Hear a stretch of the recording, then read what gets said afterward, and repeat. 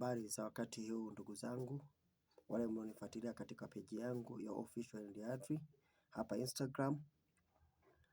Leo saa 4 usiku, saa 4 kamili kwa masaa ya Afrika Mashariki, kutakuwa kuna game kali sana kati ya AS FAR Rabat dhidi ya Young Africans. Kimsingi game hii imekaa kimkakati sana na imekaa kimahesabu sana. Young Africans katika game hii anahitaji draw ama kushinda.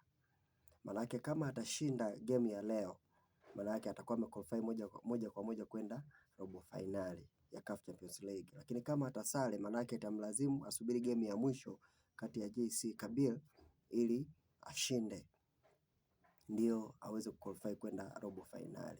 Kwa mantikio basi, ukitizama game hii unaiona kabisa kwamba hii game imekaa kimahesabu sana kwa Young Africans. Kwa hiyo binafsi mimi nimeangalia game nikaona kabisa kwamba Young Africans anakwenda kupata sare dhidi ya AS FAR Rabat. Kwa wale wawekezaji, shikeni hii kodi. Young Africans anapata sare ya bila kufungana. Inawezekana ikawa ya kufungana ama ya magoli, lakini shikeni hii kodi kwamba AS FAR Rabat dhidi ya Young Africans itakuwa ni sare.